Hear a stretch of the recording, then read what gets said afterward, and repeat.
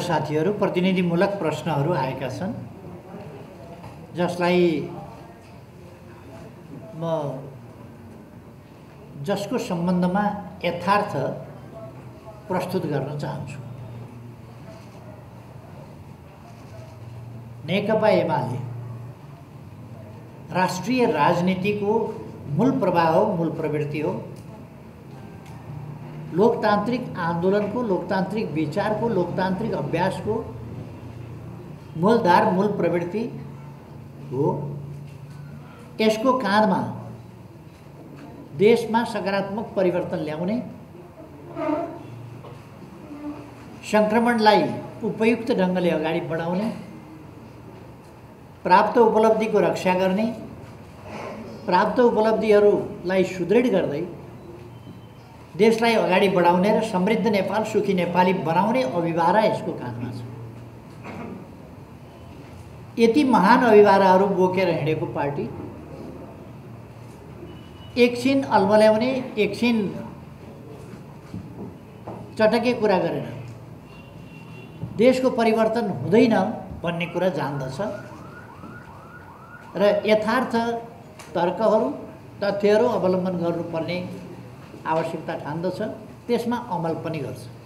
त्यसकारण म त्यसै गरी तर्कका लागि तर्क, वितर्कका लागि वितर्क वा समयानुकूल होइन, वस्तुपरक तथ्यहरू त्यहाँहरूका अगाडि प्रस्तुत गर्न चाहन्छु। म प्रधानमन्त्री हुँदा पनि अध्यादेश आएको थियो।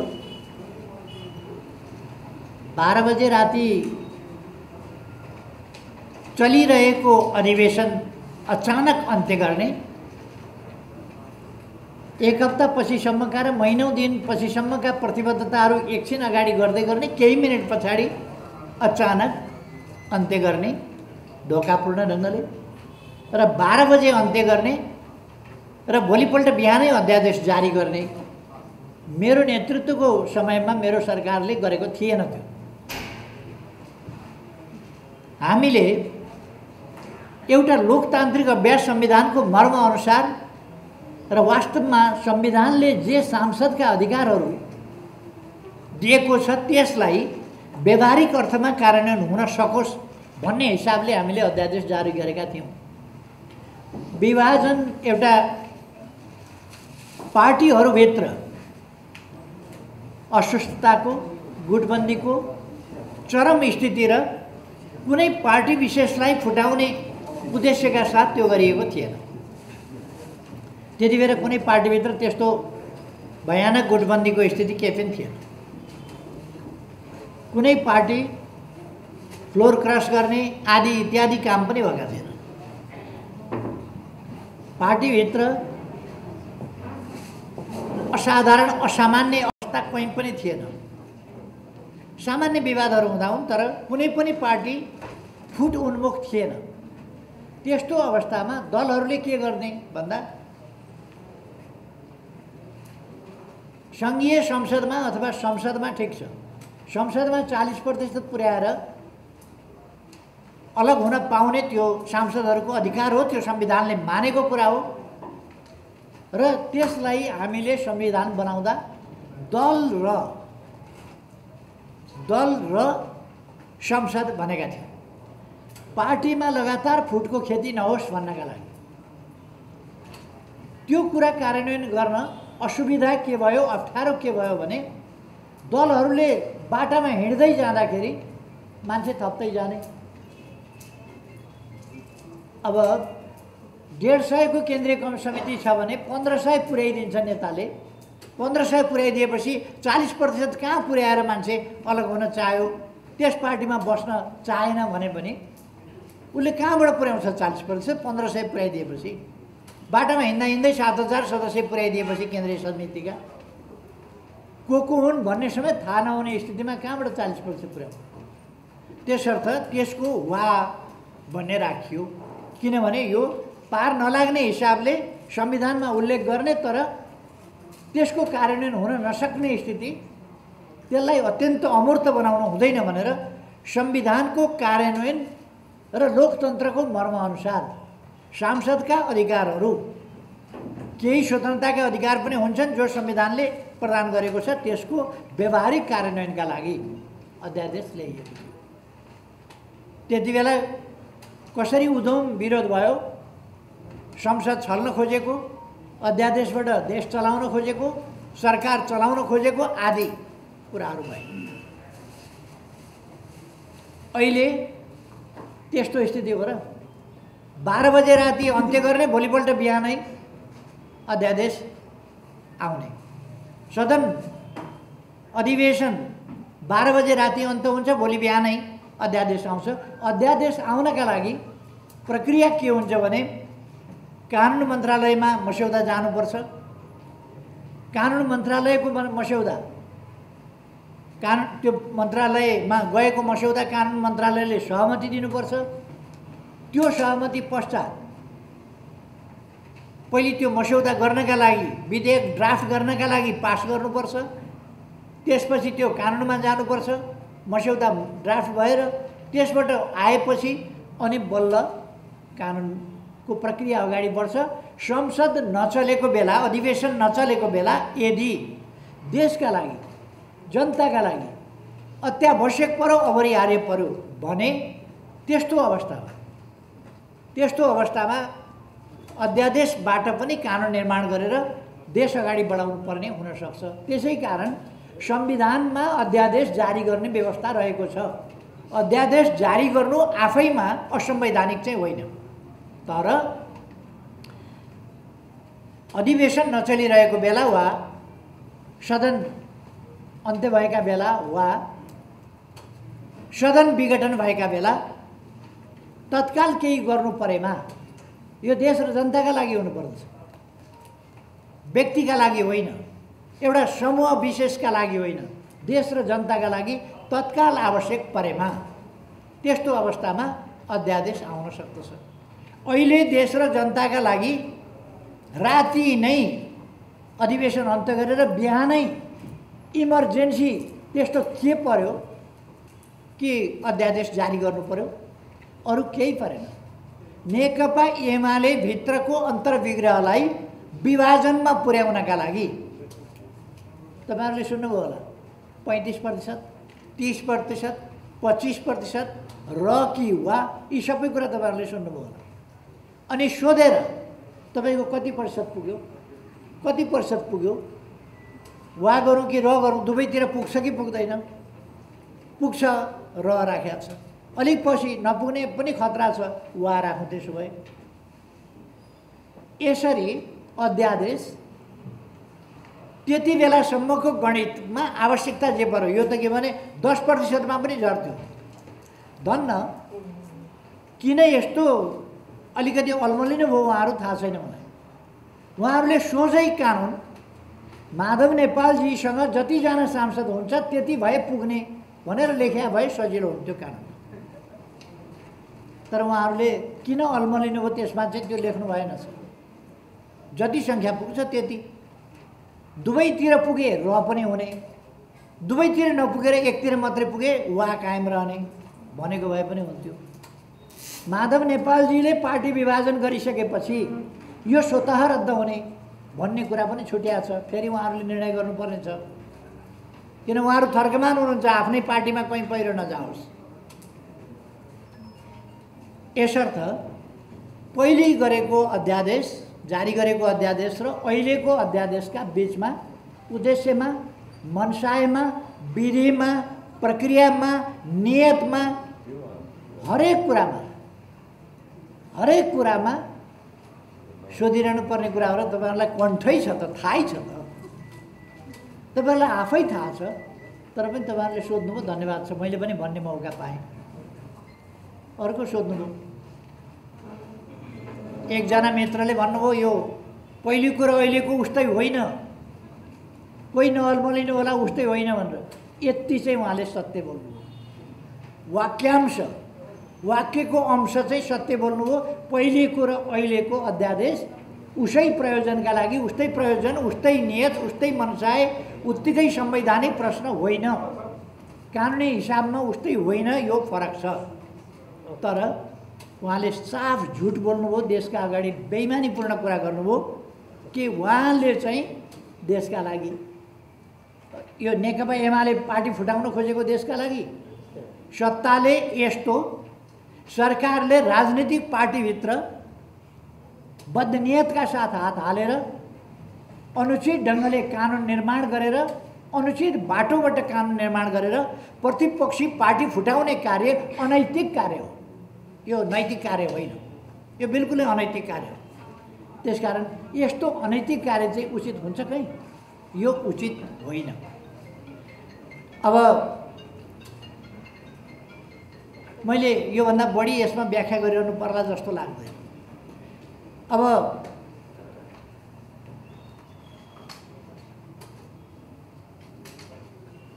देश जोगाउनका लागि अध्यादेश, यो अध्यादेश नआएको भए देश के हुन्थ्यो त? के हुन्थ्यो देश? एमाले फुटाउन नपाएको भए देश के हुन्थ्यो त? बिलाउँथ्यो? यो बरफको डल्लो हो, यो घाममा राखे बरफको डल्लो हो, यो कर्कलाका पातको पानी हो। यो देश खत्रक्क झरेपछि कहाँ खर्छ खर्छ थाहा नपाउने के हुन्थ्यो त यो अध्यादेश देश जोगाउनका लागि भन्ने कुराको पनि त एउटा हद हुन्छ नि त। देश जोगाउनका लागि यो अध्यादेश, यो वितण्डा, यो असंवैधानिक क्रियाकलाप, यो अनैतिक कार्य नहुँदा देश जोगिँदैन। त्यसकारण यो बिल्कुल गलत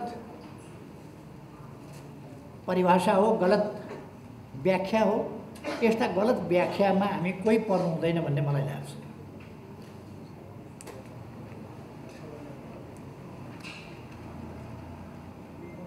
बारदलीको टिप्पणी पनि चर्चामा छ भन्नु, अनि चर्चामा नहुनका लागि मैले गरे हो र अहिले बोलेको कुरा पनि चर्चा हुन्छ नि। अहिले बोले पनि चर्चामा हुन्छ, चर्चा होस् है भनेर त बोले। त्यसकारण यो नयाँ कुरा भएन, अहिले बोले पनि चर्चा हुन्छ।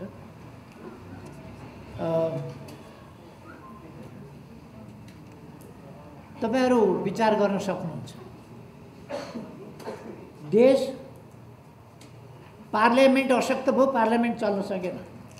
तपाईहरु भन्नुस् त पुष 5 गते यता पार्लियामेन्ट चल्या छ, पार्लियामेन्टले केही माखो मारेको छ, केही गर्न सकेको छ? देशको समय पुषदेखि अहिलेसम्म अब लगभग 9 महिना भयो। लगभग 9 महिना देशको अमूल्य समय, आजको विश्व अत्यन्त तीव्र रफ्तारका साथ विकासको काममा अगाडि बढिराखेको छ, त्यस मार्गमा अगाडि बढिराखेको छ। त्यस्तो बेला हाम्रो देशको 9 महिनाको समय कमसेकम पार्लियामेन्ट काम गर्न पाएको छैन, सरकार काम गर्न, हिजो सरकारलाई काम गर्न दिएन, काम गर्न पाएन धेरै। अहिलेको सरकार कामै गर्दैन, नकाम मात्रै गर्छ, भत्काउने काम गर्छ, बिगार्ने काम गर्छ, स्थिति बिगार्ने काम। विकास निर्माणका कुरा अहिले बजेट रोकिएको छ, दीर्घकालीन महत्त्वका दीर्घकालीन आयोजनाहरू स्टप गर्नु, रोक्नु भनेर लिखित परिपत्र गरेर सरकारले रोकेको छ। पुनर्निर्माण प्राधिकरण जसले पुनर्निर्माणका काम गर्दै थियो, त्यो इन्जिनियरहरू, त्यो प्राविधिकहरू, उनीहरूको तनखा पारिश्रमिक रोकिएको छ, जसले गर्दा पुनर्निर्माणको काम जहाँ पुगेको थियो त्यहीँ ठप्प भएको छ। विकास निर्माणको काम ठप्प भएको छ। जुन कामहरू ठेक्का लागिसकेका थियो, अगाडि बढिसकेका थियो, त्यो मात्रै चालु छ। अब नयाँ कामहरू हुनेवाला छैन, ठेक्का लाग्नेवाला छैन। उहाँहरूले हामीले भनेका थियौँ मेलम्ची बाढी पहिरोले गर्दाखेरि त्यसको मुहान पुर्यो, तर हामी सन् 2021 भित्रमा ल्याउँछौँ र जनवरी 1 जनवरीसम्ममा, 1 जनवरीसम्ममा काठमाडौँमा पानी ओह्राल्छौँ भनेका थियौँ। उहाँहरूले वैशाखसम्ममा ओह्राल्छौँ भने म तपाईहरुलाई भनिदिन चाहन्छु, वैशाखसम्ममा उहाँहरूले काठमाडौँमा पानी ओह्राल्नुहुन्न, किनभने उहाँहरूले सिन्धको भाँच्नु भएको छैन, त्यता फर्किएर हेर्नु भएको छैन। गफले पानी आउँदैन, कामले पानी आउने हो, उहाँहरू काम गर्नु। त्यसकारण वैशाखमा पनि काठमाडौँमा पानी आउनेवाला छैन, मेलम्चीको पानी। यसरी देशको समय बर्बाद भइरहेछ। देशको समय बर्बाद गर्नु अनि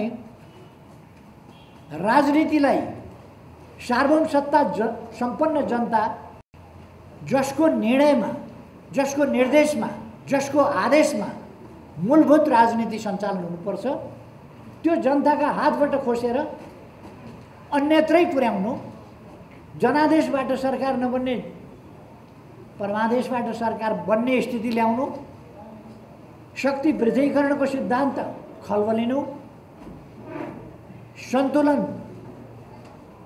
सिद्धान्त चेक एन्ड ब्यालेन्स भन्छौँ नि हामी, सन्तुलन नियन्त्रणको सिद्धान्त र व्यवहार खल्बलिनु, जनताले मूल्याङ्कन गर्न र फैसला गर्न नपाउनु, अरू इन्डिभिजुअल वा 2-4 मान्छेका समूहले देशको भाग्य भविष्य फैसला गर्ने परिपाटी स्थापित हुनु, संविधानका धाराहरू स्पष्ट धाराहरू कार्यान्वयन नहुनु, व्याख्या गर्ने ठाउँमा व्याख्या नगरेर असान्दर्भिक ढङ्गले बाहिर जानु, यी खालका कुराहरू के अग्रगमन हुन्? देशको समय बर्बाद हुनु अग्रगमन हो।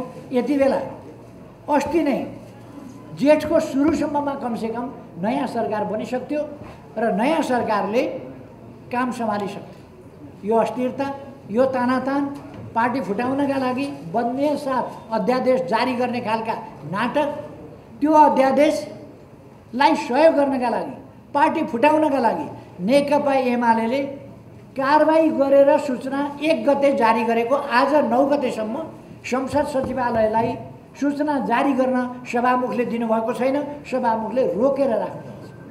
यो खालका अमर्यादित पदीय मर्यादा, पदीय आचरण विपरीतका क्रियाकलाप लोकतन्त्र हुन्छन्, अग्रगमन हुन्छ। यस्तो यो लोकतन्त्रको हुर्मत लिने काम, लोकतन्त्रको हुर्मत लिने काम जुन भइराखेको छ, यो अत्यन्तै अनुचित, अलोकतान्त्रिक, असंवैधानिक, प्रतिगामी काम हो र एउटा निर्वाचित सरकारलाई, जनादेशको सरकारलाई अन्य बाटाबाट, अन्य ठाउँबाट संसदमा पनि जान नदिएर विस्थापित गरेर प्रधानमन्त्रीको नियुक्ति गर्ने जुन विश्वमा कहीँ नभएको, कहिल्यै नभएको अलोकतान्त्रिक प्रक्रिया सुरु गरियो यहाँ, त्यो अग्रगमन हुनै सक्दैन, त्यो लोकतान्त्रिक हुनै सक्दैन, त्यो प्रतिगामी कदम नै हो।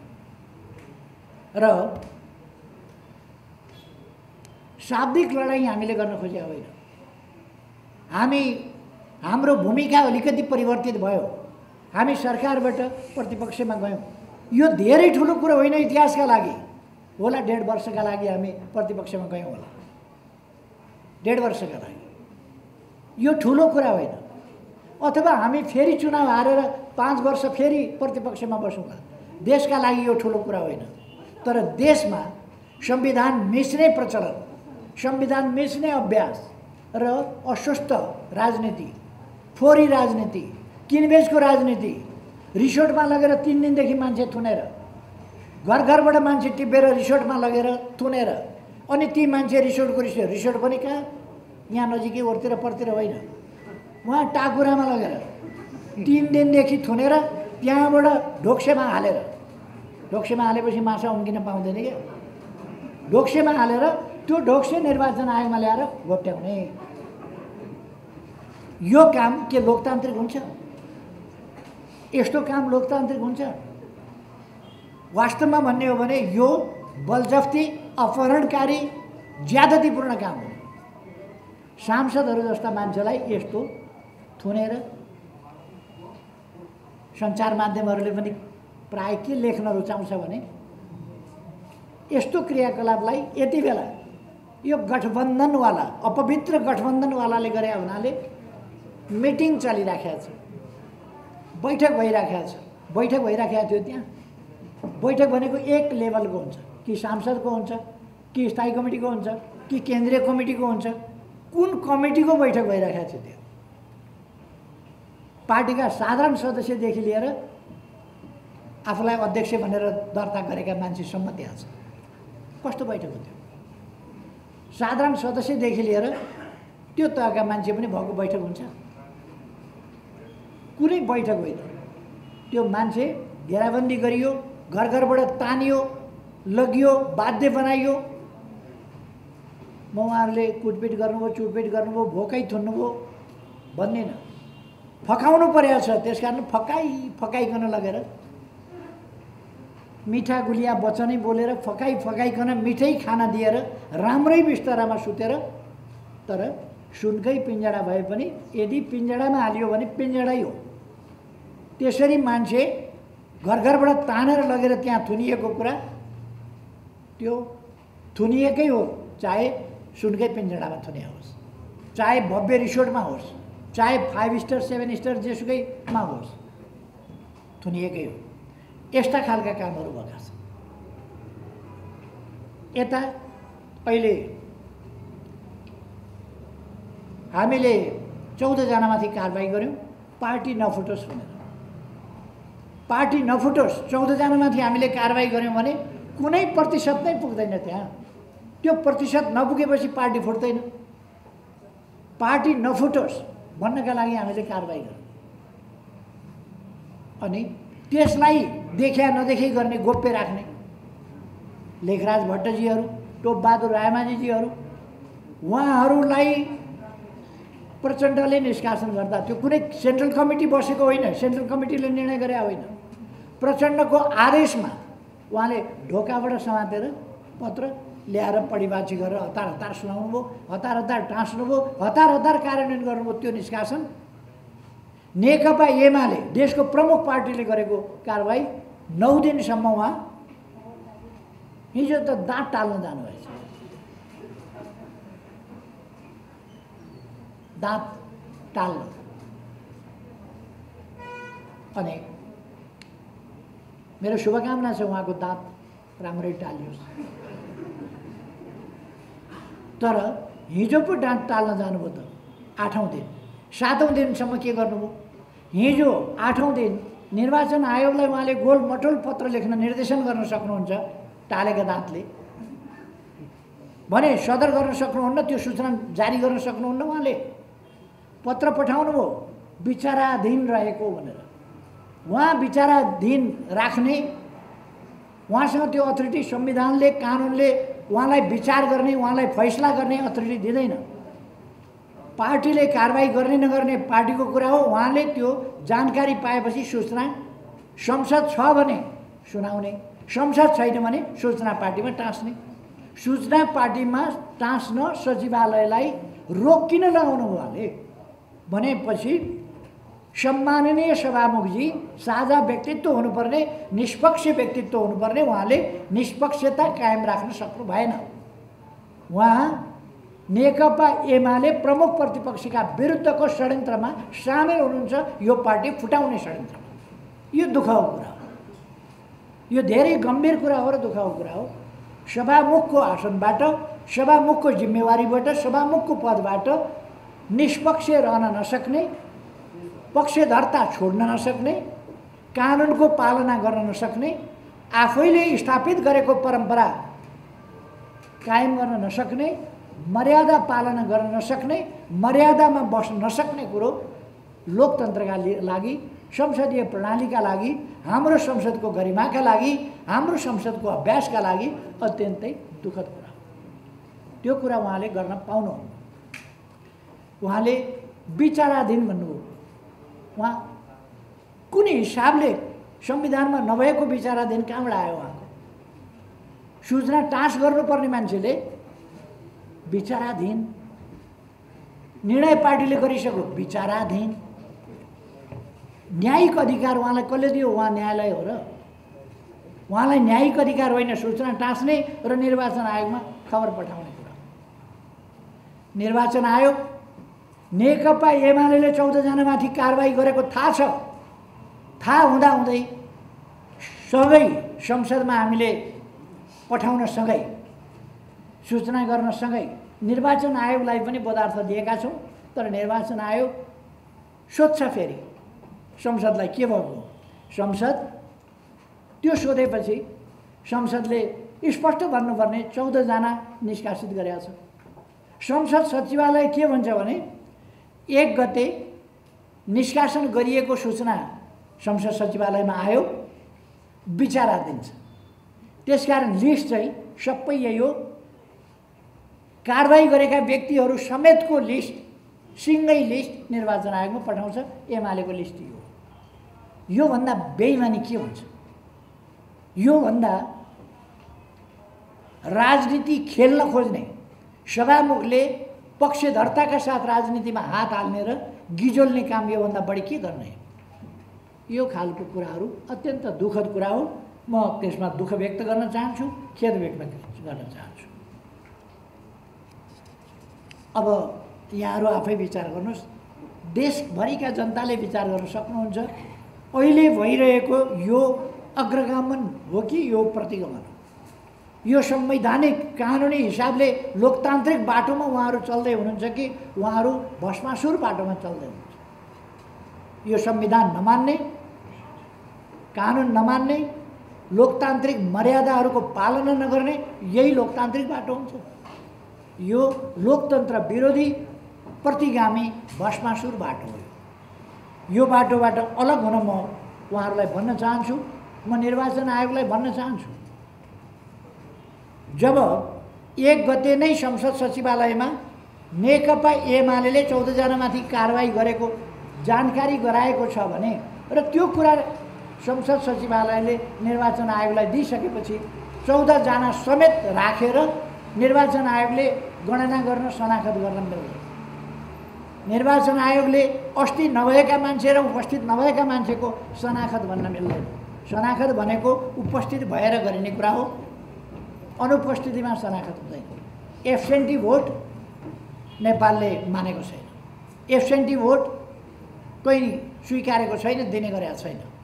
अन्तबाट दिएको कुरालाई एसएमएसका भोट र इमेलका भोट नेपालले मान्ने गरेको छैन। निर्वाचन आयोगले गैर कानुनी ढङ्गले इमेलका भोट, एसएमएस गरिएका भोट र अनधिकृत ठाउँबाट गरिएको, निर्वाचन आयोगको अड्डा नराखिएको, निर्वाचन आयोगको प्रतिनिधि नभएको ठाउँबाट गरिएको शनाखत हुन सक्दैन। त्यसकारण यी पक्षहरूमा ध्यान जानुपर्छ निर्वाचन आयोगको पनि भन्ने म चाहन्छु। सभामुखजीलाई म भन्न चाहन्छु, रोक्ने काम नगर्नुहोस्। तुरन्त हामीले गरेको कारबाही सार्वजनिक सूचना जारी गर्नुहोस्।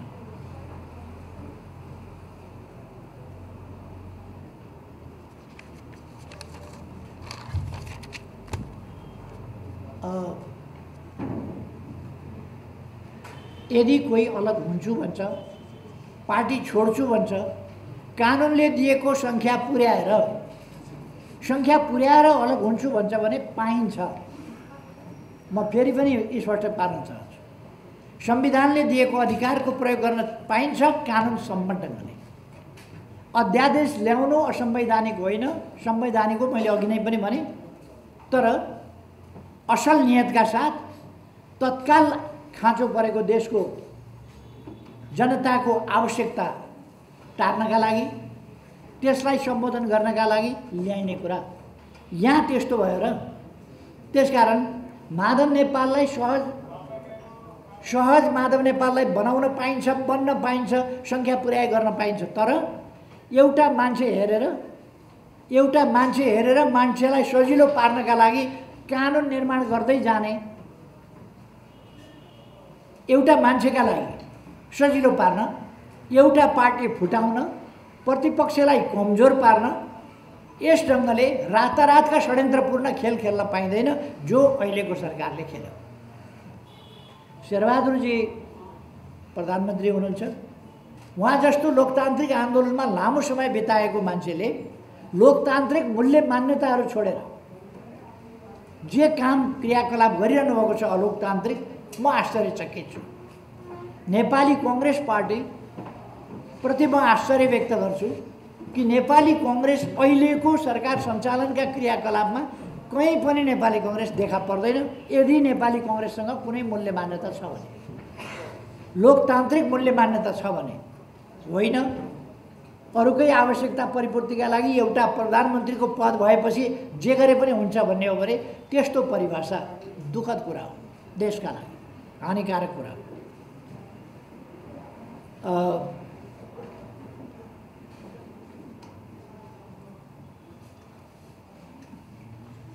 एउटा गजबको प्रश्न पनि गर्नुभएको छ। पार्टीभित्र तपाईँ निर्विकल्प हुनुभएको कि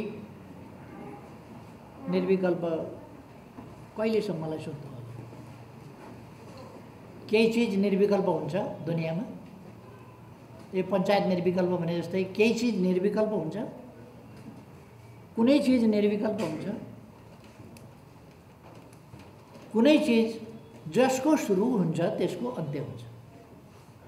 जो प्रधानमन्त्री हुन्छ त्यो कुनै न कुनै दिन जीवितै छँदा होस् वा अरू नै हिसाबले भूतपूर्व हुन्छ। यो त नबुझ्ने मान्छेहरू कोही हुँदा उधम खुसी हुने, कोही हट्दाखेरि अत्यन्तै दुखित हुने। हाम्रो चलन त्यस्तो छैन। हामी दुनियाँलाई बुझ्छौँ, दार्शनिक हिसाबले बुझ्छौँ, जीवन जगतलाई बुझ्छौँ, परिवर्तनलाई बुझ्छौँ। केही पनि निर्विकल्प हुँदैन। अवधिका लागि निर्विकल्प हुन्छ, अवधिका लागि निर्विकल्प हुनसक्छ।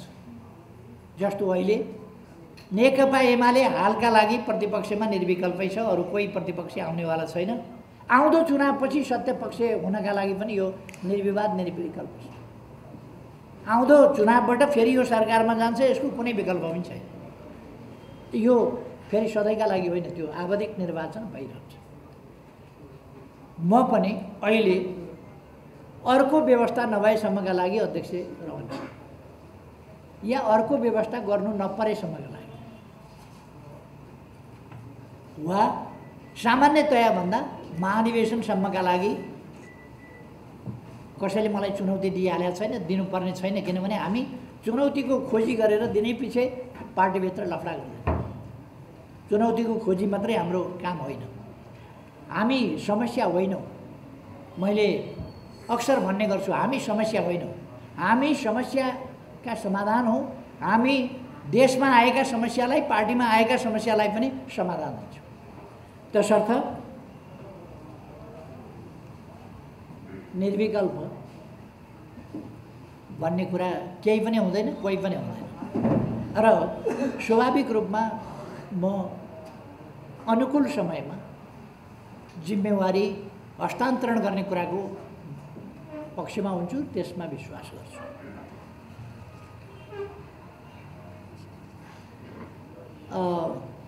अरूलाई मात्रै दोष लाएर होला र पार्टी विभाजन भएपछि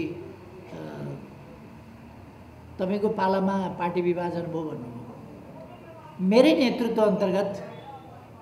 नेतृत्व अन्तर्गत चुनावी तालमेल भएको, नेकपा एमाले नेतृत्वको त्यो तालमेलले अत्यधिक मत प्राप्त गरेको, अत्यधिक सिट प्राप्त गरेको, त्यसपछि मेरै नेतृत्वमा पुराना दुई धारका पार्टीहरू एकीकृत भएर एउटा एकीकरणको प्रक्रिया पूर्णता पाएको, देशले राजनीतिक समस्याहरूको समाधान पाएको, पृथकतावादको अन्त्य भएको, हिंसामा विश्वास गर्ने शक्तिहरू शान्तिपूर्ण राजनीतिको मूलधारमा आएको, संविधान नमान्ने शक्तिहरू संविधान मान्ने, संविधानमा अनबोर्ड गर्ने भन्ने धेरै कुरा हुन्थ्यो। संविधानको सर्वस्वीकार्यताको धेरै चर्चा हुन्थ्यो। त्यो संविधानको सर्वस्वीकार्यता पनि मेरै नेतृत्वमा, मेरै समयमा भएको थियो। अब केही मान्छेलाई बाक्लो दाल खान मन लाग्यो भनेर सानो हन्डी लिएर चौको बसाउन जाँदा अनि तपाईलाई दाग लाग्यो नि भन्ने, के को दाग लाग्छ? दाग लाग्ने त हन्डी बोकेर बाक्लो दाल बसाउन जानेलाई लाग्छ। अनि यहाँ नेकपा एमालेमा यत्रो लङ्गुर लाग्या भन्छन् नि, लङ्गुर लागे जस्तो चाहिँ यत्रो हाँडी पर्तिर बसाउन किन जानु पर्यो भोप्टे भाग लाउनलाई? त्यसकारण त्यसको जिम्मा मैले लिइरहनु पर्ने होइन। यद्यपि म पार्टीको प्रमुख भएको हुनाले मेरो समयमा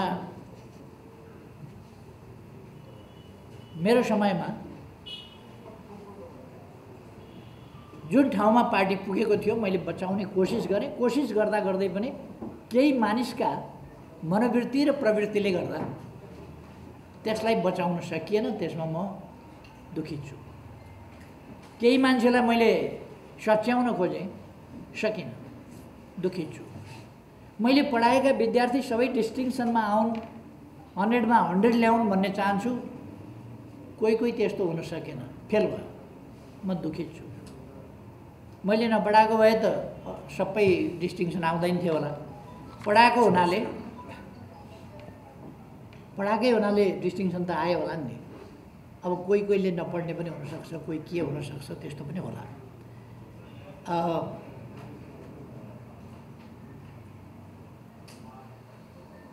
एउटा प्रश्न गर्नुभएको छ, माधव नेपालजीले बृहत कम्युनिस्ट आन्दोलन बनाउने, बृहत कम्युनिस्ट आन्दोलन,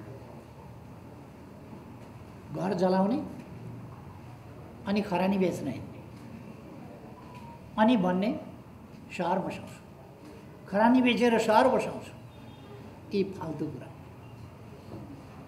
मलाई नयाँ पार्टी दर्ता गर्न दिनुहोस् न, त्यसपछि एकता गरौँ न। यो एकताको कुरा हो। पार्टी फुटाउने, नयाँ पार्टी दर्ता गर्ने अनि एकता गर्ने, यो कुनै एकताको बाटो हो, एकताको तरिका हो?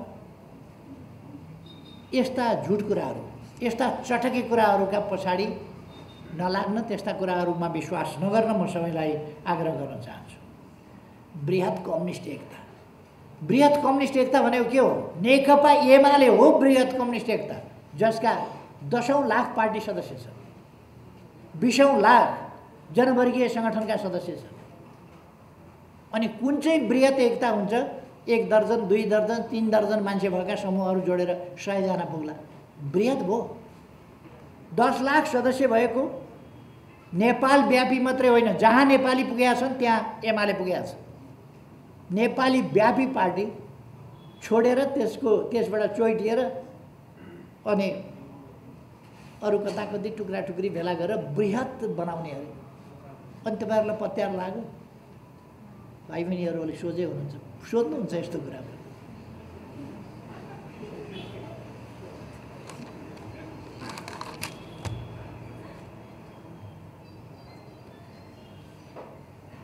सातौं महाधिवेशनमा मैले लोकतान्त्रिकरणको प्रस्ताव राखेका थिएँ। त्यो विचार गरेर होइन, गुड स्वार्थले, आफ्नो अहङ्कारले, आफ्नो वैयक्तिक स्वार्थले त्यसलाई अस्वीकार गरिएको थियो। त्यति बेलाको लिडरसिपले त्यसलाई सुन्न पनि मानेन। 8औं महाधिवेशन, 9औं महाधिवेशनमा ती कुराहरू सर्वस्वीकार्य। अहिलेको विधान संशोधनमा बहुपदीय प्रणाली, एउटा बहुपदीय प्रणाली मात्रै होइन, पार्टी जीवनको लोकतान्त्रिकरणको प्रस्ताव मैले गरेको थिएँ। पार्टी जीवनको लोकतान्त्रिकरण र अबको अवस्थामा एउटा महासचिव सर्वेसर्वा भएर पार्टीलाई स्मुथली, सहज ढङ्गले अगाडि बढाउन गाह्रो हुन्छ, काम सम्पादन गर्न पनि गाह्रो हुन्छ, म्यानेज गर्न पनि गाह्रो हुन्छ, व्यवस्थापन पनि गाह्रो हुन्छ। त्यसकारण अब बहुपदीय प्रणाली सहितको लोकतान्त्रिक अभ्यास पार्टीमा हुनुपर्छ भनेर मैले अगुवाई गरेको थिएँ। अहिले त्यस प्रस्तावलाई विरोध गर्नेहरूले फेरि यो चाहिँ प्रतिगामी कदम हो भन्ने प्रश्न उठाइरहेको छ। एउटा पद धेरै हुनु वा थोरै हुनु, कतिवटा सचिव बनाउनु, बहुपद भनेको कतिवटा हुन्छ? अध्यक्ष, उपाध्यक्ष, महासचिव, सचिव, कोषाध्यक्ष, यस्तै नै होला बहुपद भने। कि 10 दर्जन उपाध्यक्ष बनायो भने, 20 दर्जन महासचिव बनायो भने चाहिँ लोकतान्त्रिक हुने हो र? यस्तो व्याख्या सोच्नु हुँदैन, यस्तो धारणा राख्नु हुँदैन। हामीले लोकतान्त्रिक अभ्यासलाई छोडेका छैनौँ, छोड्दैनौँ। हामी नै लोकतन्त्रका हरेक क्षेत्रमा, विचारमा, समाजमा, राजनीतिक दलमा, दलहरूमा, निर्वाचनमा अथवा समग्र सामाजिक जीवन पद्धतिको रूपमा लोकतन्त्रलाई स्थापित र विकसित गर्न अभ्यासबाट अगाडि बढाउन चाहन्छौँ। त्यसर्थ हामीले लोकतन्त्र या लोकतान्त्रिकरण वा लोकतान्त्रिक पद्धति छोड्छौँ भन्ने कुरा यो कुप्रचार हो। त्यसकारण यो अहिले खुम्च्याएको पनि छैन, खुम्च्याउँदा पनि खुम्च्याइँदैन, लोकतन्त्र खुम्चिने विषय पनि होइन। अब जहाँसम्म कति चाहिँ सोझै हलबाट छानिनुपर्छ भन्दा अहिले पनि पार्टीभित्र लोकतन्त्रकै चर्चा गर्ने थुप्रै साथीहरू हुनुहुन्छ, जसले अध्यक्ष लगायत, प्रमुख नेता लगायत सबै केन्द्रीय कमिटी छानेर त्यहाँबाट छानिनुपर्छ भन्ने। तर हामी के ठान्छौँ भने प्रमुख नेता सोझै उसको पपुलारिटी पनि परीक्षित हुनुपर्छ। अर्को कुरा, यो सधैँ प्रमुख नेताका लागि खेलबाड गरिरहने, तानातान गरिरहने, जोडघटाउ गरिरहने, लुच्छाचुडी गरिरहने कुरा होइन। अहिले पनि तपाईँहरूले देख्नुभयो, मलाई अध्यक्ष चाहियो, बराबरीको अध्यक्ष चाहियो, के चाहियो भन्ने कुरा चुनाव हारेका मान्छेले मलाई अध्यक्ष चाहियो भनेको तपाईँहरू देखिरहनु भएको छ। यस्तो खालको स्थितिमा यदि त्यही भित्रबाट केन्द्रीय सदस्यहरूभित्रबाट अध्यक्ष छान्ने खालको प्रणाली हामीले ल्यायौँ भने त्यसले के गर्छ भन्दा त्यो सधैँ त्यो अध्यक्ष फेर्ने वा प्रमुख नेता फेर्ने, अरू नेताहरू पनि फेर्न पाइने भयो भने अरू नेताहरू पनि फेर्ने, फलानु उपाध्यक्ष हटाइपाउँ, उसँग म प्रतिस्पर्धा गर्छु, मैले फेर्न पाउनुपर्छ भनेर विचार भन्ने, यो खालका कुराहरूको खेल भइरहन्छ। त्यसकारण त्यसले पार्टीभित्र स्थिरता स्थायित्व हुँदैन र लोकतान्त्रिक अभ्यासका नाउँमा अलोकतान्त्रिक गुटबन्दी, अस्वस्थ प्रतिस्पर्धा जस्ता कुराहरू भइरहन्छन्। त्यसर्थ हामी त्यस कुरालाई बढावा दिँदैनौँ।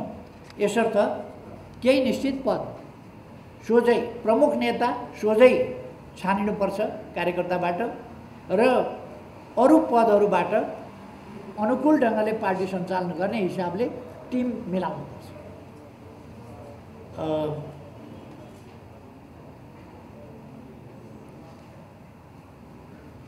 एउटा चाहिँ सोध्नुभएको थियो एउटा चेलीले जस्तो लाग्छ मलाई, तपाईँलाई निन्द्रा लाग्छ कि लाग्दैन? निन्द्रै लागेन भने त मान्छे त बौलाइहाल्छ। अर्कोले बाटो बिराउँछ अनि मलाई निन्द्रा नलाग्ने, जसले बाटो बिराउँछ उसलाई निन्द्रा नलाग्नु पर्ने ठाउँमा ऊ रिसोर्टमा गएर घुरेर सुत्ने,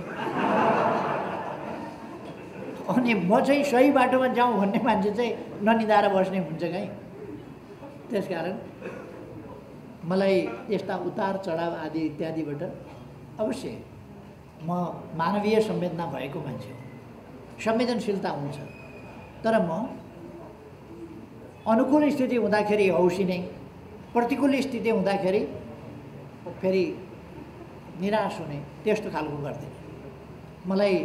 मैले जति खाना खाने हो त्यति खाना रुच्छ रुच्दैन कि भन्ने, कसैले मेरो निद हराम गरिदिएँ त्यसलाई चिन्तामा पारिदिएँ भन्ने ठान्छ भने त्यो भ्रम हो।